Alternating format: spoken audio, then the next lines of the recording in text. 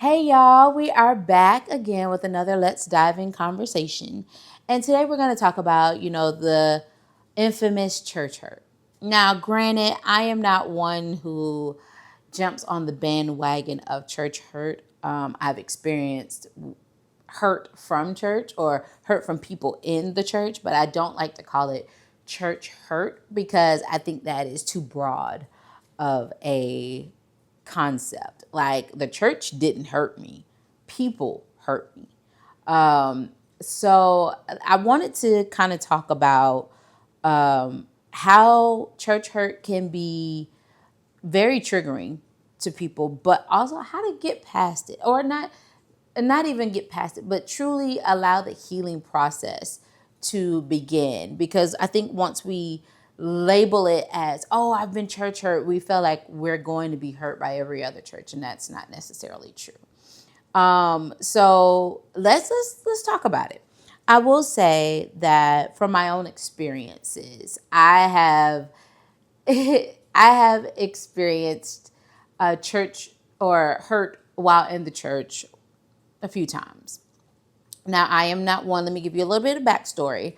I'm not one who grew up in church. I have a family, like they know the Lord, but they're not like, we're going to church every Sunday, put your Sunday best on, Mother's Day, Easter, Christmas. Like, no. I knew my mother would read the Bible and she would pray and things like that, but it wasn't like a staple thing in our household. So I started going to church in my 20s. I got into the ministry that really like set the standard for me. And it was my cousins, they have found the church online, like looking at some of their Bible studies, and we're like, oh, we're gonna go. And I was like, this church seemed a little serious. Like that pastor, he a little bit more serious than the one we came from. Wait a minute. But we're like, hey, we're gonna go. I mean, what harm can church do to us?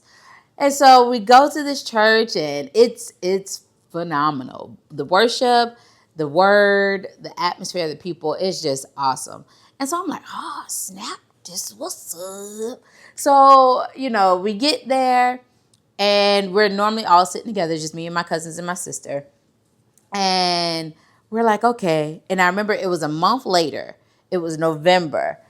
And I remember God telling me, like it was one of the times where he was doing an altar call and I was fighting with the Lord. And I was like, Lord, I can't go up there and get saved. I'm not ready. I got to get myself together because the pastor was preaching gut. Like he didn't give me no sugarcoat. He wasn't no Joel Osteen. He was like, listen, this is what the word say. This is what it is. Either you're going to get with it or you're going to get left. Like, it is what it is. So that kind of teaching made me really, kind of sit back and be like, can you commit to this? Can you do this? So I remember I was fighting with the Lord in my brain while he's doing the altar call. And I'm like, Lord, I can't do it. I'm not ready.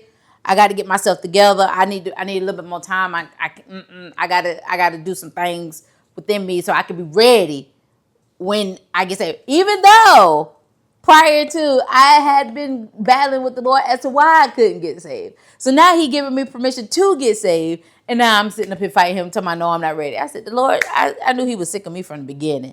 But he was like, no, Micah, this time you need to go up there and get saved. But you can't do it by yourself. Like you trying to make all these changes and you think you can do all these things. You can't do it by yourself. And I think I might have just like cut the Lord off after that because that was the last thing he said to me. And so you know how you like you go back into the worship session. So I remember the next thing I heard, or the first thing back from me arguing with the Lord, the pastor says it's literally the first thing after I stopped arguing. He said, "And you can't do it by yourself." I said, "Well, that'll do it. That'll do it." I guess, because didn't the Lord just tell me that? Didn't God just say, Mikey, you can't do it by yourself? And then the very first thing that you hear after arguing with the Lord is him telling you, you can't do it by yourself. I said, well, I guess that wraps it up. We're getting saved. So I remember I was like, excuse me. You're going through the line, excuse me. And I walked up there and I gave my life to the Lord. I said, well, We in this thing, Lord. Because, like I said, I'd never been raised around it. I didn't know church. I didn't, any of that. So now that I'm ingrained in the church, it's been a little minute that I've been in the church. And I find my little group of friends, and I'm feeling like, oh, yeah. Like, okay, I get this church stuff. It's like, it's not that bad. It's not that bad. You got to give up a lot and you got to change a lot of your ways, but it ain't that bad. And the teaching was like filet mignon style preaching. Like, to this day, I think that he is still probably one of the best pastors, preachers, from that teach a word, like a word, like one that you're going to chew on for a good little minute. So I was like, okay, we're in the church now. We're here. So I got my group of friends. We're serving the Lord together. We're growing. And destruction comes. I'm sorry, not distraction. I'm not being dramatic. I'm sorry. But it comes to, okay, we have this situation that comes up, and my bishop, or he was the pastor at the time, he pulls us up all to, all after Bible study. And, you know, it was a time. It was a time. And I will say, and I don't want to get into too much detail, but I will say that he chose that opportunity to pinpoint me out in regards to all of my friends and commits to tell me, oh, well, Micah, I've told you before, me and First Lady have told you before that we felt like you're a leader. Granted, I rarely had one-on-one conversations with this man. Now, First Lady, I probably did have conversations with, but we've never had that conversation where they told me that they felt like I'm the leader of this group. And granted, even my group said it when we were talking back and forth with him.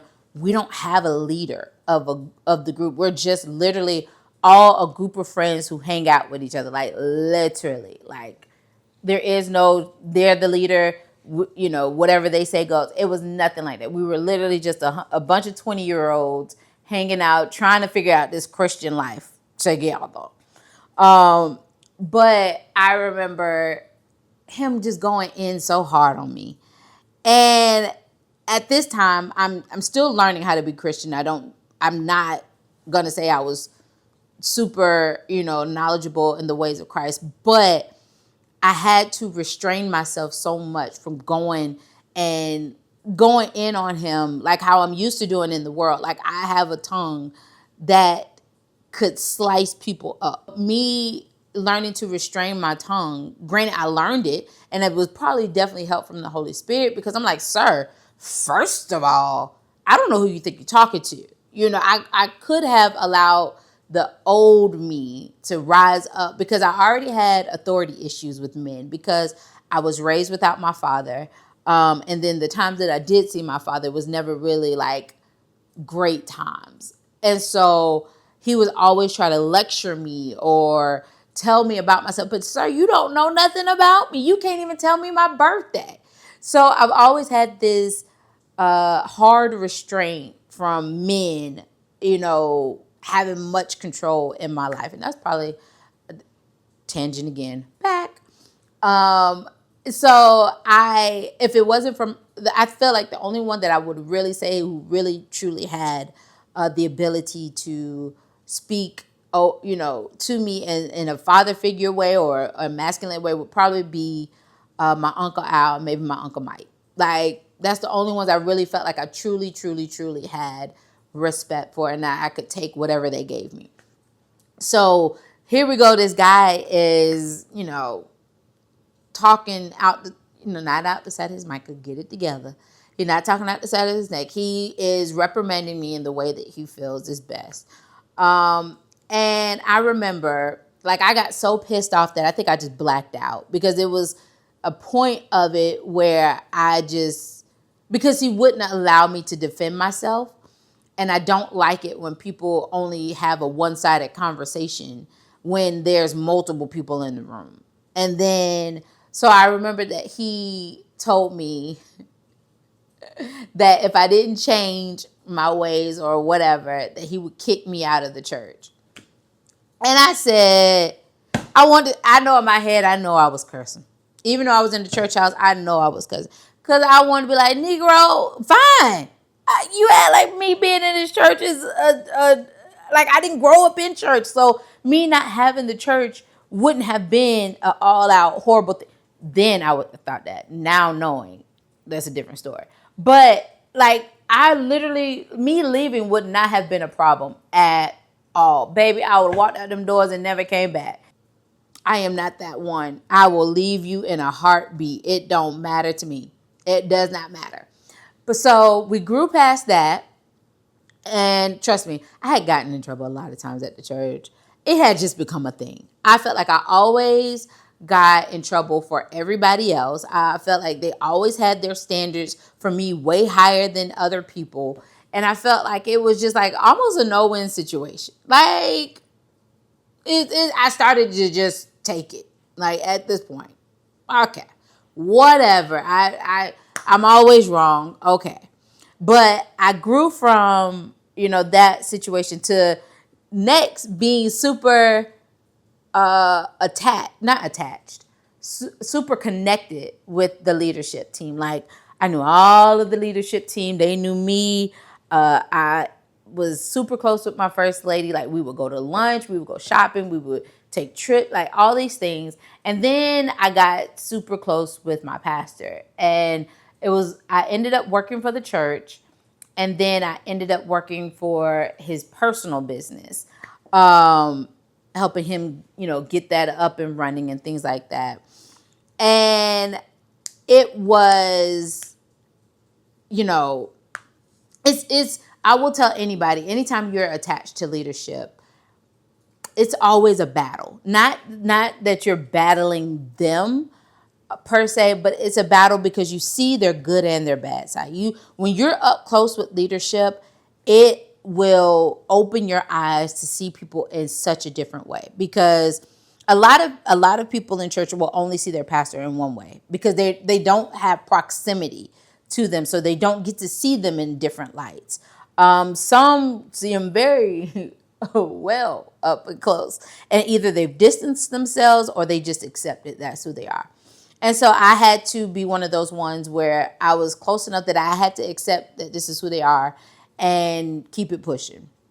But I end up working for him. Like I'm talking to the point where I'm talking to this guy like almost a daily thing. Weekly, we're having meetings or, all the things. So I'm pretty close. I have a good relationship with the leadership team. And I remember something came up once again, where I had to stop working for my pastor personally. Not that he did anything, but it was just something within the structure. I needed to separate. And so, because he was actually a very cool boss. But I had to separate. And so I still technically worked for the church because I worked for him and the church at the same time. But I ended up working for him. And then I left working from him to stay working at the church. And I remember we were coming to clear out a building that the church had just purchased. And you know how when you go and you're cleaning, you don't care what you put on. You put on anything because you're about to get dirty. You don't really care. And so I remember putting on this shirt. It was a t-shirt and it had redemption. It was redemption. I had on, it's black, red, and white. I had on some blue sweatpants and some black and green and white Nikes. So it was like, Micah, you look busted and disgusted. Like the sweatpants had like paint stains or bleach stains or something. So I looked like you're not going somewhere. Like yeah. So I didn't really care how I looked because I knew I was going to go clean. And so I got there. There's other people there from church. They're all volunteering. It was on my day off. And I remember walking in, and the guy who was technically my boss, my direct boss, he had asked me to do something at the front of the store. And just the leadership, the pastors were all kind of standing in front of me, and I'm doing what I'm doing. They're talking. So they're used to me being around because, like I said, I had a good relationship with leadership. And I remember my boss was leaving, and he was like, "Micah, I need you to, manage until I get back. Make sure everybody knows what they're doing." Da da da. And I'm like, "Okay, cool, no problem." So him and some of the other leaders leave, and it's just me and my pastor there. And like I said, me and him normally had a great relationship. Like, he would cut jokes. You had to figure out which times he cutting jokes and when not, because sometimes he was, yeah, he was a grizzly bear sometimes, but super nice too at the same time. But I remember we were standing there together. I'm doing what I'm supposed to do, and he kind of turns and faces me, and he's like, "I know you're not gonna wear that up in here." And I'm like, I'm confused. Like, are we joking? Like, I'm trying to figure out, is he joking with me, or is he like dead serious? I'm not sure, because his tone is a little, I don't know. And so I'm standing there, and I'm like, "What you mean?" And he's like, "So you really gonna wear that up in here?" And so I knew then that he was very much serious. And so I'm like, "It's a t-shirt." I'm confused. And so I'm not going to go once again into full detail, but it came to the point where he was telling me that the church that I had on it was a church's t-shirt, because I had went to go visit that church. One of my friends had invited me to go visit the church, and the church gave out gift bags, and it was this nice t-shirt, and it felt real good. It was a nice quality cotton or something. It was nice, but so it was very comfortable. But he got mad that I had on that church's t-shirt, even though I'm not promoting the church. I'm not, wearing it to be fashionable, no nothing. He literally got mad at me because I had on a church t-shirt, or a t-shirt from another church. And because he felt like the pastor of that church was a false prophet, and he said that that church was in competition with our church. And granted, this church is not in Columbia. Well, the main church isn't. They had, like, what do you call it, satellite churches. They had just opened one, and not even in our area. Like, it was way across town. But he just started to go in on me. Like, when I tell y'all, that man went in on me so bad, it was humiliating. The way that that man ripped me to pieces over a t-shirt that I did not know anything about the church. I didn't know, like, not that I didn't know anything about the church. Like, I didn't know this insight of what he had. Like, to me, when I went to that church, when I went to go visit that church, I was in such a dark place mentally, like suicidal. And a friend of mine had invited me to go to that church because they heard that it was opening here, and that the main pastor of that church was going to be at the new site, preaching. So they wanted to go. So I'm like, okay, cool. Like, to me, church is church. We should be able to fellowship with one another. It shouldn't be, I can't go to your church because I go to this church. Like, I really felt like it should be a thing where, granted, of course, not no cult like churches and nothing like that, not crazy churches, but I feel like we should be able to go to multiple churches and hear God. Because when I went to that church and visited with my friends, when I say that that pastor preached the very message that I needed to hear, I still remember. So this is that happened. This whole incident happened in 2016. But I remember the title of his message was "The Battlefield of the Mind." And when I said that message probably saved my life, because where I was so dark that I was literally contemplating taking my own life. Up under my pastor, up under leadership, none of them could see that within me, because I'm smiling and I'm always helpful, and I'm still serving at the church and all of these things, but they couldn't see that I was literally severely depressed. And, I lived by myself, so I could hide it very easily. But I went to that church, and I was so grateful to that church for even just that sermon, because I didn't go back. I just went for that one time that we went. That sermon literally saved my life. And that pastor didn't know me. I didn't speak to him, no nothing. But I knew God orchestrated that very sermon for me. I don't know, it might have been for other people too. But I know for me, that sermon saved my life because he spoke to the very things that I was battling in that season. And so to me, I was forever grateful for that moment, for being at that church at that time. So fast forward back to the church. Now he's mad that I got the t-shirt on. And it was, like I said, it was humiliating and degrading all at the same time, because it's like, this is the man who is my pastor. Him saying these things to me don't resonate the way that he does, like it does with him. Because to me, that church helped save my life. But to him, this church is in competition with our church, and this pastor is a false prophet or whatever. And I'm sitting here like, you taking this out on me like I know this. But he continues to go in and in and in on me. And I'm sitting here kind of dumbfounded, because I'm like, wait a minute, what is happening? Like, this is literally crazy that I feel this way, or that you feel this way towards me, all because of a t-shirt. Like, I could see if I did something major, to where I'm causing people to stumble, or I'm sleeping with people in the church, or I'm stealing, or just being all out like non-Christian. Like, I could see if I did something like that, and this is what warranted your reprimand.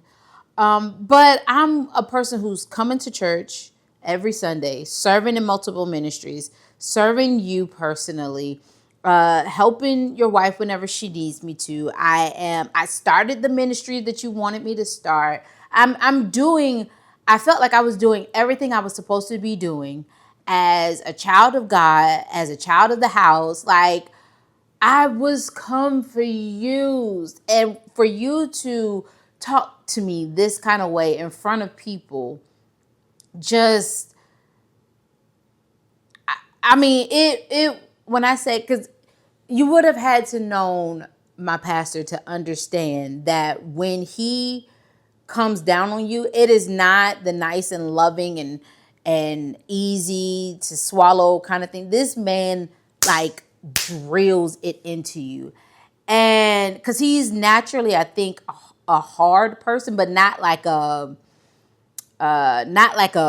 negative hard. But I think because like when you hear him preach, he preaches hard. Or, when he corrects somebody, he corrects them kind of hard. And I'm not saying every time. He doesn't do it every time. But I think his just demeanor that's how he is as a man.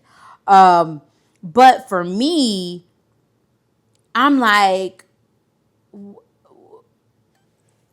and I will have to say this, and I think I took it a lot harder, because he was probably the first man in probably forever that I allowed my guard to be put down, and allowed someone to, quote unquote, I guess, father me, or have that kind of authority in my life. Because like I said, I didn't do that with men. Like, outside of my uncles, there was no other man that I could say that has had that kind of authority over me. So to finally put your guard down and really trust somebody that they'll be gentle with you, they'll care for you, and all the things, for that to be how you handle me, all because of a t-shirt, blew my mind. And like I said, for you to berate me and talk down to me and all of these things in front of other members of the church. Because it's not like he pulled me to the side, and it's not like he talked in a hushed tone. Absolutely not. Everybody. And it was a pretty big size facility, but everybody could hear. And I had to suck it up and take it. I literally had, I didn't probably have to, but once again, I think the Holy Spirit, you know, had a thing. And at that time, I did revere him as my pastor, as, you know, a male figure in my life and all of these things. And I just felt like this big. Like, I felt like nothing. Because to have somebody talk to you like that was just crazy. So I remember after, once again, I probably blacked out, not even gonna sit here and lie to you. When I came back to, and he's going in on me, and next thing I know, he tells me, now go finish working or whatever. And because I also, I'm a person that I keep my word. And because the other leader asked me to stay and take, you know, make sure everybody had what they needed, or, you know, to make sure that everything went according to plan, I had to stay, you know, even though I wanted to just get my keys and dip up out of there once again, never come back. I was like, no, I have to stay because my boss asked me to stay.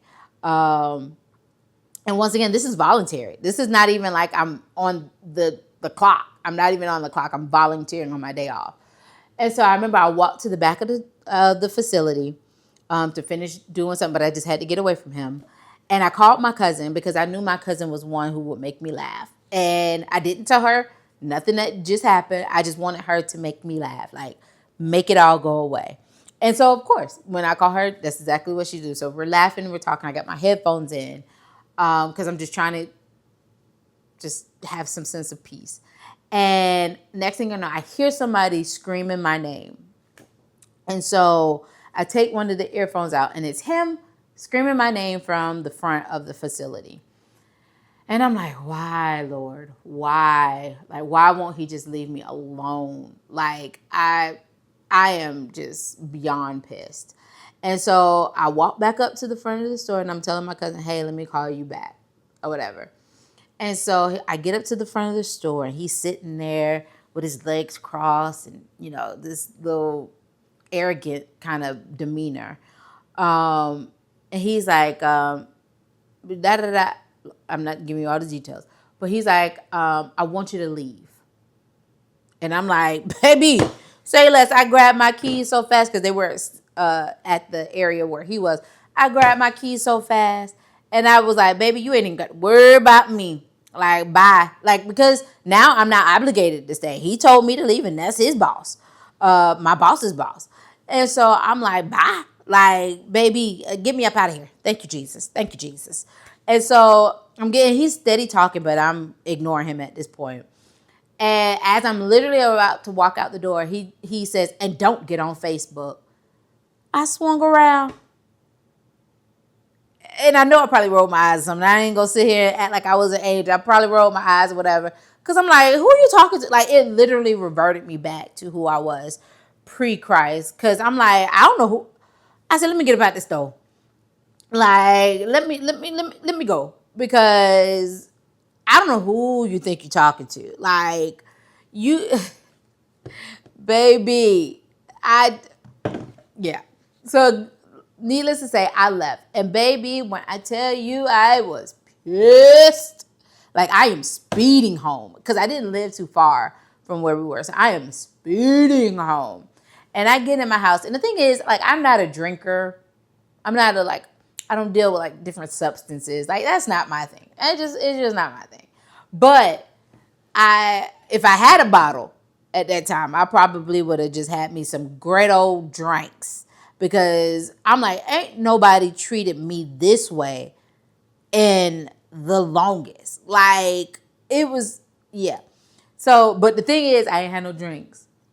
But what I do is when I'm like mad is I clean. So I'm taking every cup, every dish out the cabinet. I am cleaning every cup, taking stuff out the dishwasher that's already clean. I'm cleaning it again. I'm vacuuming. I'm wiping walls. Like, because that's what I do when I get upset. I clean. And so I remember he kept calling my phone. And I'm like, nigga, no, don't be calling me. No. And so I kept ignoring his call. Ignore. He called like 3 times. And I ignored each and every one of them. And then he sent me a text and was like, call me back. And I'm like, because I'm not going to give you another chance to make me feel bad or to talk down to me when I don't feel like I deserved it. Like I said, had I did something that I knew was wrong and you were chastising me or correcting me or whatever, I would have taken it. Just like all the other times. I would have taken it. Not a problem. Because like I said, this ain't my first run-in with him. I think I got in trouble like every time at the church with him. Like every year. But so I'm not used to, having these hard conversations with him. But this time was just way, way too much. And so he texted me and he was like, call me back. And so after I sat for a while, I was like, oh, well, Micah, and this might have been the Holy Spirit. I don't know. It might have been my gullibleness. I was like, maybe the Lord has, pierced his heart and he has now decided to apologize. Like, maybe that's what happened. That's not what happened.